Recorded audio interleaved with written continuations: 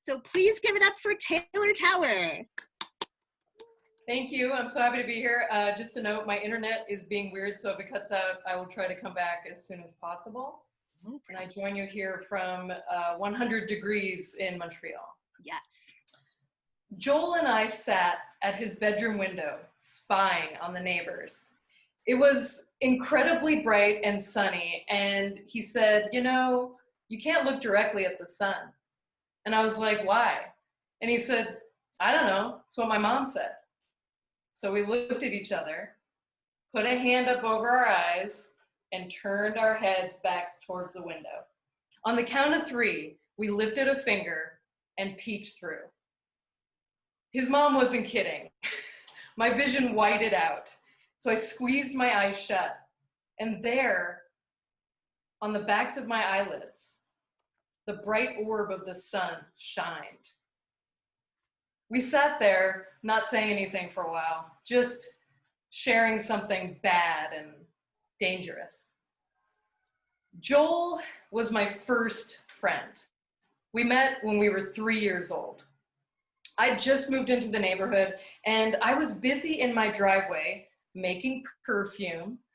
The recipe was simple. I would walk around my block picking daffodils and tulips from my neighbors' yards, come back to my driveway, toss them in a bowl of water, and the trick was to stir it all fast enough so the smell would come out.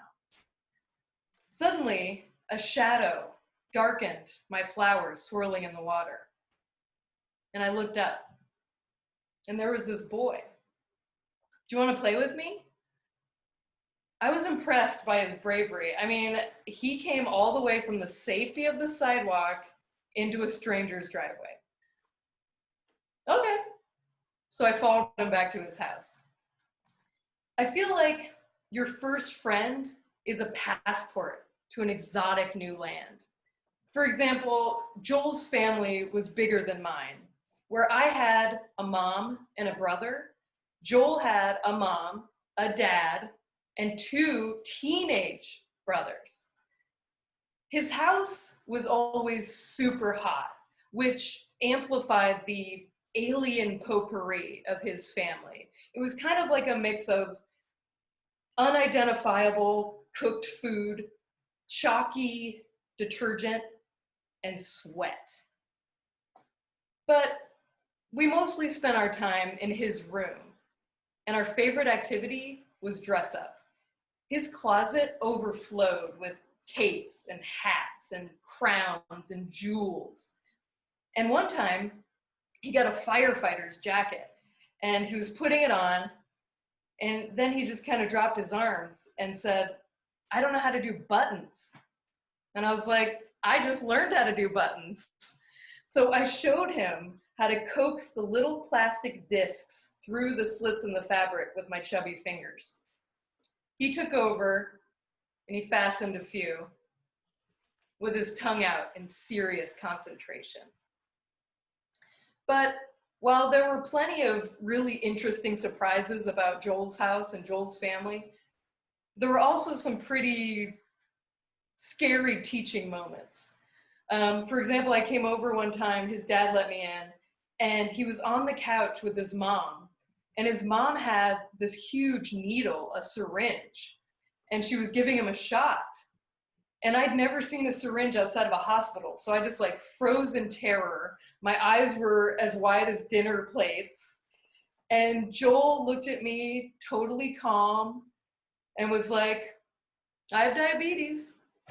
And I was like, oh, okay. I still don't trust your mom with that syringe. She was scary. She was this like wisp of a woman. Everything about her was really thin, a stern, straight line. Her lips, her nose, her eyebrows, and she barely ever spoke. She ruled silently.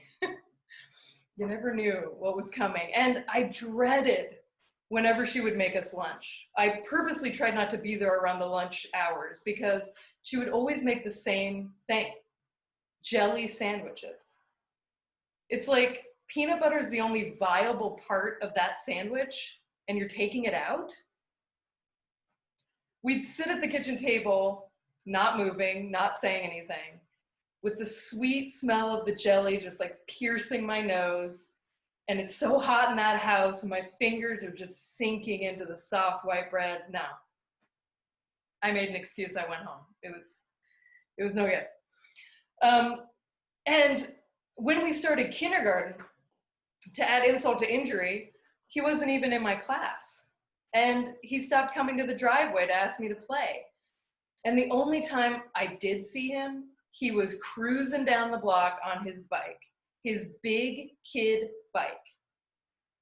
And me and my training wheels could not keep up. I had this secondhand banana seat bike from the 70s, and it's like, those were not meant to have training wheels. Kids in the 70s could ride a bike. And so my mom tried, but they hovered like an inch off the ground. So I would, get on, point my toes to try to reach the pedals, and if I could even get going, the ride was this like stomach churning sway from left to right. But I was determined to keep up with Joel.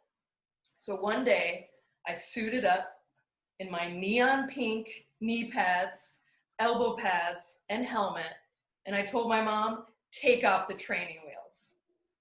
I hoisted myself up onto the seat and started pedaling as fast as I could. The front wheel slithered back and forth like a snake. The handlebars leaped out of my hands. My legs got all tangled up. And then my face met the sidewalk. I rolled over onto my back and I looked up. I'd crashed in front of Joel's house. It wasn't long after that Joel moved away. I'd like to believe it's not because he couldn't find a friend who could ride a two-wheeler bike. All I remember is that one day he was gone and I never got to say goodbye. But the worst part was that he never got to see me ride a bike. I eventually got my own bike for my birthday, and it fit me, and I learned how to ride it, and I even started doing some daredevil stunts. My favorite one was I would careen down a hill going so fast, and then I would jump off of the bike into my neighbor's lawn and just watch my bike as it rode on without me. It was really, really cool.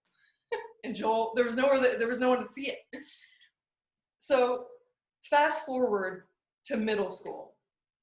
I was in 8th grade science class, and a new kid walked in the door. And his name was Joel. And up to that point, middle school was defined by this like painful tightness in my chest. It was like fight or flight 24/7. It was just a panic of pain and hell. But when I saw Joel walk through that door, I felt light again. I felt like I was riding a two-wheeler bike. So the minute the bell rang, I raced out the door.